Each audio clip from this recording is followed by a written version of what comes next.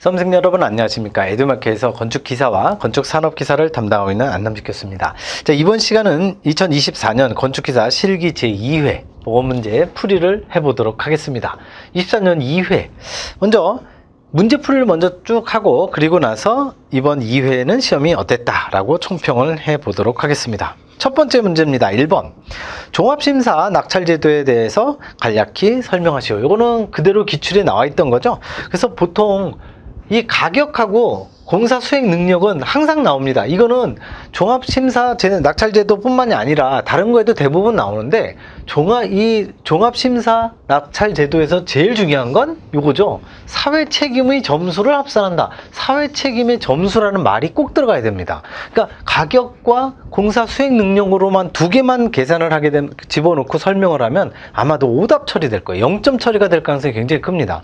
반드시 얘를 꼭 집어넣어줘야 돼요. 사회책임의 이거를 점수를 합산을 한다? 이게 솔직히 사회책임이라는 게 정성적인 거잖아요. 뭐 이렇게 딱딱 나와 있는 게 아니기 때문에 정성적인 걸 집어넣어서 종합적으로 심사한다. 이게 핵심입니다. 그렇게 보시면 되고 기출문제 그대로 나와 있었던 거고요. 2번 갑니다. 요거는 기존에 있던 문제를 살짝 한두 개 정도만 응용한 거죠.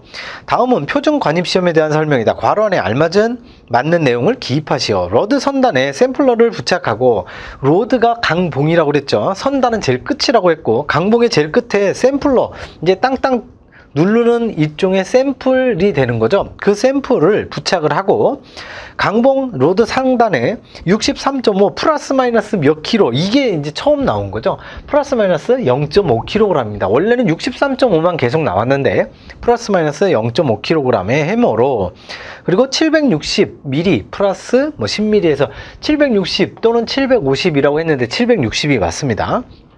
그 높이에서 타격해서 로드 끝에 요 표준 관입 시험용 샘플러, 그 샘플러가 땅땅땅 하면서 밑에 이제 관입이 되는 거죠. 삽입이 되는 겁니다.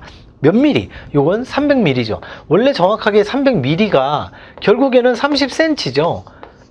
근데 요거는 미리로 물어봤기 때문에 300으로 쓰셔야 되는 거고, 혹시라도 센치로 물어보게 되면 30을 쓰셔야 되는 거죠. 그게 바로 엔치였었죠. 그래서 4개 중에 한 3개 정도는 원래 있던 거, 그리고 0.5는 응용을 해서 나온 겁니다. 참고하시면 될 것 같고, 그리고 3번 문제 갑니다. 3번 문제는 좀 독특합니다. 이게 조금 오래된 문제죠. 14년 이후예요. 그렇기 때문에 여러분들이 보통 시간이 없으면 5개년 또는 7개년까지만 공부를 하시는데 10개년까지는 공부를 해주셔야 된다고 하는 소리가 14년 이외에 시행됐던 내용이니까 정확하게 10년 전 문제죠. 건축공사 표준시방서에 의한 석재의 물갈기 마감 공정을 순서대로 기술하시오. 이거 거물 본정 이렇게 되는 거죠. 이게 정확하게 거물 본정입니다.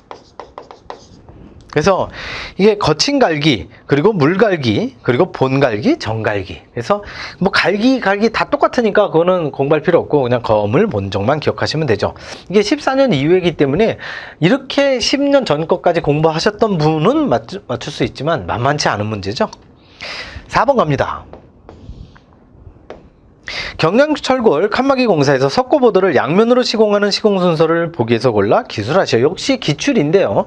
그게 석고보드를 양면으로 한다. 2번, 거기 괄호 안에 나오죠. 석고보드는 2회 붙이시오. 이 2회 붙이라는 말이 있었기 때문에 그 2회만 추가로 들어가면 됩니다. 그래서 처음에가 바탕 처리, 그리고 벽체 틀, 바탕을 먼저 고르게 처리를 하고, 그다음 벽체 틀을 설치를 하고 단열재 집어넣고, 그리고 석고보드 마감 이렇게 하는 게 원래인데 석고보드를 2번 집어넣으라고 했으니까 석고보드를 2번, 그러니까 요 석고보드 붙이기가 2번 들어간다 이거죠. 그리고 마무리. 요거는 기출에 있는 내용하고 뭐 거의 똑같으니까 상관없고요.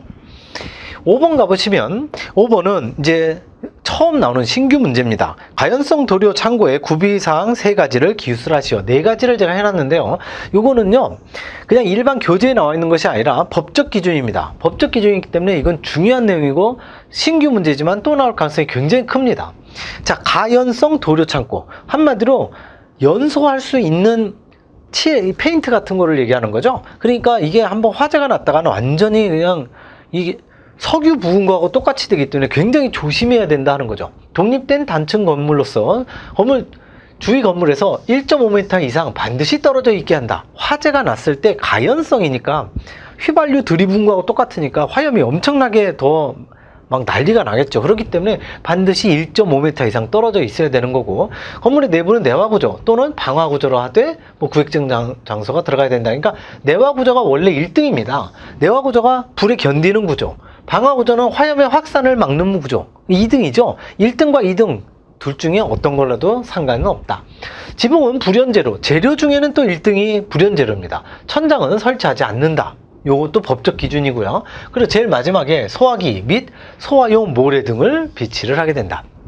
여러분들 요즘에 뉴스 같은 데 보시면 전기차 화재 많이 일어나죠. 전기차가 한번 화재가 일어나면요, 배터리 때문에 주로 일어나는 것 같은데, 전기차 화재가 일어나면 이게 물로 잘 안 꺼집니다.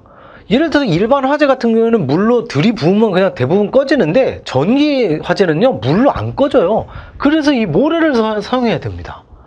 그러니까 예를 들어서 일반 화재에 물을 갖다가 1000리터 정도를 쏟아부으면 불이 꺼진다고 가정을 하면, 비슷한 양의 크기의 화재가, 전기차 화재가 일어났다면, 전기 화재가 일어나면 물을 1000리터가 아니라 뭐 10,000리터를 모두 될똥말똥이라고 하더라고요. 대신에 모래를 사용하면 금방 꺼집니다.